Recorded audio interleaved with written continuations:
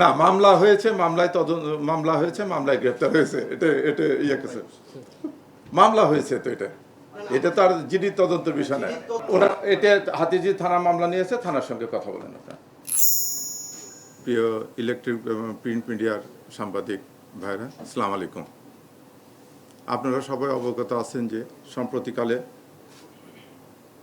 জামাতে ইসলামী বাংলাদেশের আমিরের এক্সআইডি হ্যাক সংক্রান্তে দলটির পক্ষ থেকে রাজধানী হাতিঝিল থানায় একটি সাধারণ ডায়েরি করে।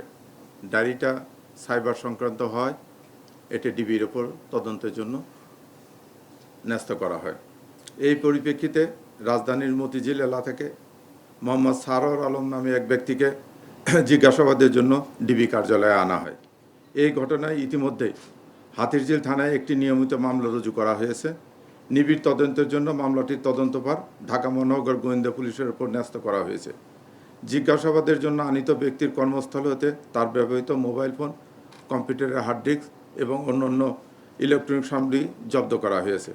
স্বচ্ছ ও নিরপেক্ষ তদন্তের স্বার্থে জব্দকৃত আলামত সমূহের ফরেনসিক পরীক্ষা করা একান্ত প্রয়োজন। বিশেষজ্ঞের মতামত প্রাপ্তির সাপেক্ষে তদন্ত কার্যক্রম অব্যাহত থাকবে। ঢাকা মহানগর গোয়েন্দা পুলিশ বর্তমানে বিষয়টি পেশাদারিত্বের সাথে এবং গুরুত্ব সহকারে তদন্ত করছে। এ বিষয়ে সামাজিক যোগাযোগ মাধ্যমে অহেতুক বিভ্রান্তি না ছড়ানোর জন্য এবং সুষ্ঠু ও নিরপেক্ষ তদন্তের স্বার্থে পুলিশকে সহযোগিতা করার জন্য আমি সকলকে বিনীত অনুরোধ জানাচ্ছি। ধন্যবাদ। আচ্ছা, প্রশ্ন আপনারা টু দ্য পয়েন্ট করবেন এবং প্রশ্ন রিপিট না করার জন্য বিনীত অনুরোধ জানাচ্ছি। প্রাসঙ্গিক প্রশ্ন। জি, কালকে মধ্যরাত্রে। আজকে মামলা যখন হয়েছে গ্রেপ্তার দেখাচ্ছে হাতিঝিল থানা।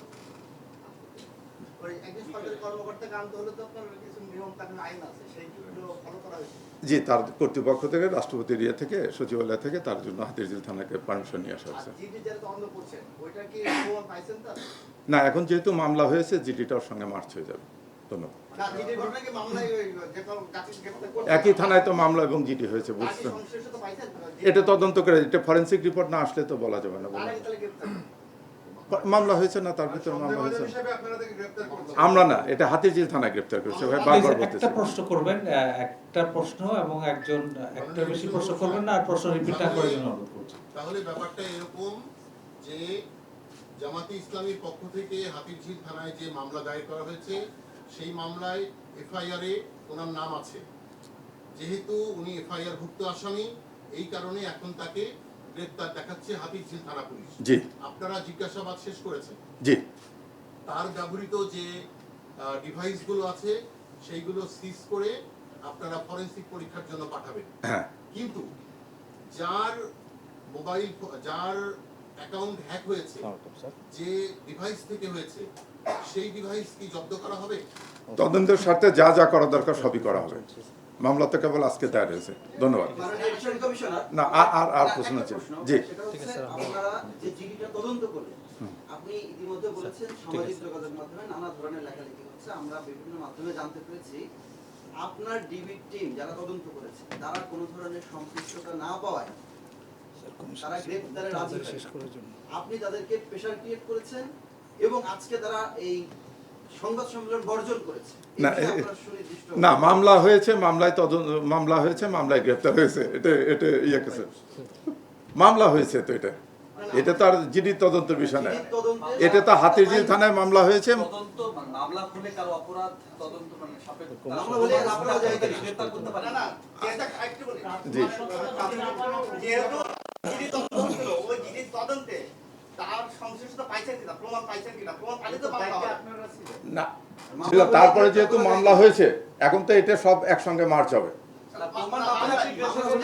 না। যথেষ্ট প্রমাণ আছে, ঠিক আছে। ধন্যবাদ। এইভাবে ধন্যবাদ। এটা স্যার বলেছেন,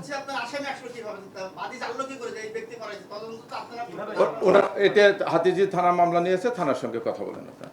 ধন্যবাদ। থানা মামলা। আমাদের ব্রিফিং এখানে শেষ। ধন্যবাদ সবাই। এই ঘটনায় মামলা হওয়ার আগে তিনটি সংস্থা কি বঙ্গভবনে সার্চ করতে পারে কিনা, মানে এবং মামলা হওয়ার আগে আমরা জানি সেখানে এসবিও ছিল, এসবি আসলে কোন বিধানে বঙ্গভবনের এই সার্চ করলো বা মামলা হওয়ার এটা যারা কর্তৃপক্ষ অনুমতি দিচ্ছে তারা করতে পারবে। আপনারা এই বিষয়ে কিছু বলবেন না? না।